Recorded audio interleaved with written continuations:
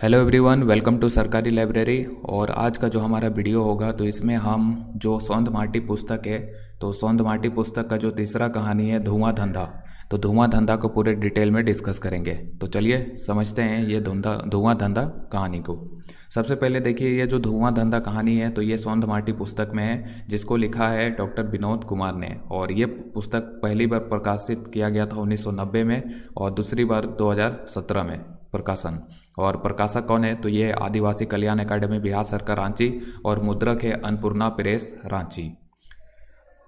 अभी तक हमने जो भी जेएसएससी के सिलेबस है तो सिलेबस के अकॉर्डिंग हम सब चीज़ डिस्कस कर रहे थे। और इसमें हमने सबसे पहले छैहर जो पुस्तक है तो उसके पूरा का पूरा 10 कहानियों को डिस्कस कर लिया है। इस वीडियो का डिस्क्रिप्शन में प्लेलिस्ट है तो वहाँ से सारा वीडियो आप देख सकते हैं। और अभी हम सौंध माटी पुस्तक को डिस्कस कर रहे हैं, जिसमें हम सौंध माटी के 2 कहानी को डिस्कस कर चुके हैं। आज तीसरा कहानी धुआं धंधा को डिस्कस कर रहे हैं। तो पूरा जेएसएससी सीजीएल का जो नोटिफिकेशन आया था तो उसमें जितना भी सिलेबस में मेंशन है पुस्तक और कहानियाँ वगैरह सब चीज़ को हम पूरा सीक्वेंस में डिस्कस कर रहे हैं और उसी के अकॉर्डिंग जो है कंटेंट भी तैयार किया जा रहा है। और ये जो पूरा कंटेंट है तो ये 15 नवंबर से आपको मिलना शुरू हो जाएगा, तो आप इसको भी बाय कर सकते हैं। इसके लिए आपको टेलीग्राम चैनल जो सरकारी लाइब्रेरी है तो उसको ज़रूर ज्वाइन कर लें, वहाँ पे आपको इन्फॉर्म कर दिया जाएगा। और ये पूरी तरह से सीजीएल जेएसएससी सीजीएल जो है तो उसके लिए पूरी तरह से बेनिफिशियल होगा आपके लिए, क्योंकि उसी के सिलेबस के अकॉर्डिंग पूरा कंटेंट तैयार किया गया है। तो ये खोटा भाषा एवं साहित्य का ई बुक आ रहा है सरकारी लाइब्रेरी का, तो 15 नवंबर से ये मिलना आपको शुरू हो जाएगा। तो चलिए शुरू करते हैं। आज का जो तीसरा कहानी है धुआं धंधा, तो उसको हम देखते हैं। देखिए, जो धुआं धंधा कहानी है तो इस कहानी का जो मुख्य पात्र है तो वो एक डॉक्टर हैं। और ये कौन है तो डॉक्टर नारायण बाबू। तो धुआं धंधा कहानी जो है तो इसका मुख्य पात्र है डॉक्टर नारायण बाबू। ये एक समाज सेवी डॉक्टर है, यानी कि अच्छे डॉक्टर हैं। ये हमेशा जो है गरीब दुखी जो भी है तो उनका बहुत ही कम फीस में, और जो भिखारी होते हैं या कोढ़ रोगी होते हैं तो उनका मुफ्त में इलाज करते हैं। तो ये समाज सेवी डॉक्टर है, ये मतलब कि मानव सेवा इनका परम धर्म है। तो डॉक्टर नारायण बाबू कह सकते हैं कि अच्छा डॉक्टर है। लेकिन दूसरा जो इस कहानी का पात्र है वो है इस डॉक्टर का कंपाउंडर है किसनवा। ठीक है, किसुनवा। कहानी में किसुनवा कहा गया है, तो किसन नाम याद रखिएगा तो अभी ऑब्जेक्टिव आपसे सॉल्व हो जाएगा। तो किसनवा कहिए या किसुनवा कहिए, किसन कहिए, कैसे भी नाम याद रखना है, मतलब रखना है बस। तो ये कौन है तो ये मुख्य डॉक्टर हो जाएगा डॉक्टर नारायण बाबू, जो कि मुख्य पात्र हैं। और उसका सहायक कौन है तो कंपाउंडर किसनवा। अब इस कहानी में देखिए, इस कहानी में जो है सबसे पहले कहानी का शुरुआत जो किया गया है तो उसमें देखिए खर्चा मांगने का धंधा जो है तो इसको यहाँ पे कहा गया है कांचा मांगे का धंधा। खोटा भाषा में इसको कहा गया है कांचा मांगे का धंधा। यहाँ पे धंधा का मतलब क्या होता है तो धंधा का मतलब जैसे रोजगार होता है ना किसी के लिए, चाहे वो रोजगार किसी भी प्रकार का है, तो वो मतलब कि कोई धंधा करके अपना परिवार पालन कर रहा है तो उसी को धंधा कहा गया है। और धुआं धंधा हम लोग कह देते हैं, जैसे हिंदी भाषा में कह दिए रोजी रोजगार। इसी तरह खोटा भाषा में यहाँ पे धुआं धंधा कहा गया है ये कहानी को, मतलब कि रोजगार का माध्यम वगैरह के बारे में इसमें चर्चा किया गया है। तो ये देखिए, जो खर्चा मांगने का धंधा है तो उसके बारे में इस कहानी में सबसे पहले बताया गया है कि किस तरह से आदमी का औकात, यानी कि आदमी का ताकत, आदमी का पावर के अनुसार वो लोगों से पैसा वसूल कर सकता है। जैसे कि अगर हम बात करें, जैसे कि भिखारी, उसके पास किसी भी प्रकार का पावर नहीं होता है तो वो लोगों से पैसा मांगता है अपना पेट भरने के लिए, तो उसको लोग भीख का नाम दे देते हैं। लेकिन वहीं कोई मतलब कि गुंडा रंगदारी मांगेगा तो उसको रंगदारी कहा जाता है और उसको ज़्यादा पैसा मिलता है, जबकि वो भी जो है लोगों से मांग के मतलब वसूला जाता है ज़बरदस्ती, तो उसको रंगदारी नाम दे दिया जाता है क्योंकि उसके पास ताकत है। और इसी तरह पूजा पाठ वगैरह के नाम पे जो है चंदा इकट्ठा किया जाता है। तो समाज में अलग अलग तरीके हैं पैसा मांगने के। भिखारी भीख मांगता है अपना पेट भरने के लिए, रंगदार जो गुंडे लोग हैं तो वो रंगदारी वसूल करते हैं लोगों से, डरा धमका के अपना पावर का यूज करके, ताकि वो ऐशो आराम की ज़िंदगी जी सकें। इसी तरह जो धार्मिक पूजा पाठ वगैरह होता है तो उनको भगवान के नाम पे डरा करके चंदा इकट्ठा किया जाता है लोगों से।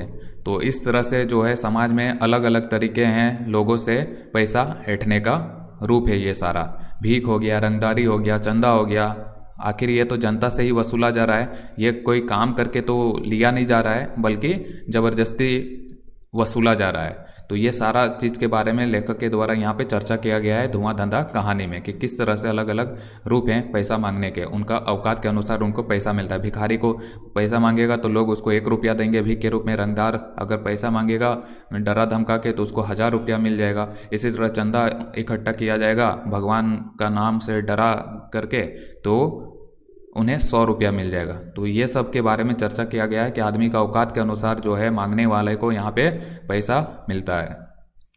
और इसी कहानी में यह भी जिक्र हुआ है कि इस कहानी में जो है एक बहुत ही नेक ईमानदार डॉक्टर का जिक्र हुआ है, जो कि बहुत ही कम फीस और फ्री में गरीब दुखी जैसे कि जो भिखारी हो गया या कोढ़ रोगी हो गया तो इनका ये फ्री में इलाज करता है। और जो गरीब लोग हैं जो कि भिखारी कोढ़ रोगी वगैरह नहीं है, कुछ पैसा चुकाने लायक हैं, तो उन्हें बहुत ही कम फीस में ये इलाज करता है।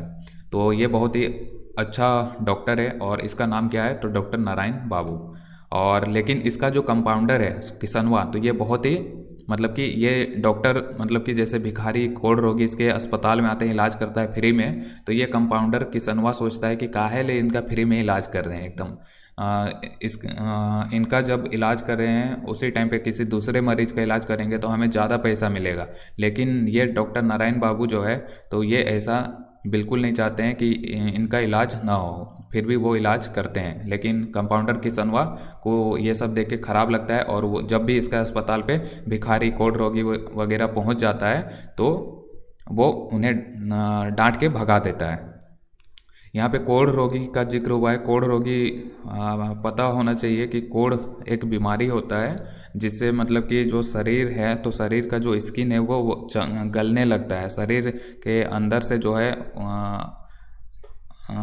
कुछ लिक्विड जैसा पदार्थ निकलने लगता है, जो कि समाज में बहुत घृणा की नज़र से उन्हें देखा जाता है इन रोगियों को। जैसे कि अगर आप देवघर जाते होंगे तो देवघर में देखे होंगे कि जब सुल्तानगंज से आप पानी उठाएंगे और देवघर के रास्ते आप जाएंगे पूरा पैदल, तो रास्ते में आपको बहुत सारे मरीज मिलेंगे कोढ़ रोगी वाले। तो वो जो बीमारी होता है तो उसी को कोढ़ रोगी कहा जाता है। बहुत ही ख़राब बीमारी है, भगवान ना करे किसी को हो। और अगला देखिए, इसके बाद देखिए जो डॉक्टर नारायण बाबू है इतना रहम दिल है। हाँ, इतना रहम दिल क्यों है? क्योंकि उसने जो ये डॉक्टरी की पढ़ाई कंप्लीट की है, तो ऐसा नहीं है कि उसके जो परिवार जिन्होंने उसको पढ़ाने में मदद किया था तो वो बहुत अमीर लोग थे। ये भी बहुत दुख से जो है डॉक्टरी की पढ़ाई इसने कंप्लीट की है। बहुत कष्ट था, पढ़ाई के दौरान भी इसका परिवार का आर्थिक स्थिति नहीं था, आर्थिक स्थिति अच्छा नहीं था, लेकिन फिर भी ये डॉक्टर की पढ़ाई कंप्लीट करता है। तो बहुत कष्ट से जो है ये पूरा डॉक्टरी की पढ़ाई कंप्लीट करता है। इसी के कारण जो है ये भी लोगों का मदद करता है, क्योंकि इसने वो दुख झेला है। जब इसका पिता का मृत्यु हो जाता है, यानी कि डॉक्टर नारायण बाबू का, तो जब डॉक्टर नारायण बाबू के पिता का मृत्यु हो गया था तो उसकी जो विधवा माँ थी तो उसने अपने गहने बेच के उसको डॉक्टरी का पढ़ाई पढ़ाया था और अपने बेटे को कहा था कि बेटा तुम गरीब निसहाय जो लोग होंगे तो उनका हमेशा मदद करना। और उसकी माता का पूरा विश्वास था कि जो ये डॉक्टर बनेगा तो डॉक्टर बनने के बाद इसके अंदर का जो ईमान है तो वो हमेशा जिंदा होगा। और इसी के कारण से पूरा आजीवन जो है डॉक्टर नारायण बाबू हमेशा गरीब लोगों का मदद करता है, बहुत ही कम फीस में इलाज करता है और जो भिखारी कोढ़ रोगी है तो उनका फ्री में इलाज करता है। तो इस तरह से ये बहुत कष्ट से जो है डॉक्टरी का पढ़ाई भी कंप्लीट करता है और इसने अपने जीवन में देखा था कि किस तरह से इसकी जो विधवा माँ है तो उन्होंने अपने गहने बेचकर इसको मदद किया था पढ़ने में। और इसी के कारण इसका जो ज़मीर है तो ये कभी मरता नहीं है गरीब निसहाय लोगों के प्रति।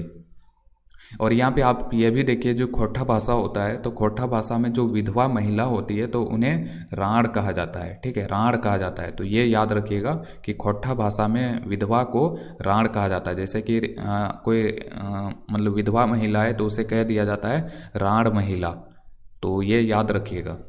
और अगर हम इस कहानी के निष्कर्ष की बात करें तो लेखक का कहने का माध्यम यही होगा कि दूसरों की भलाई से बढ़कर जो है कोई धर्म नहीं होता है।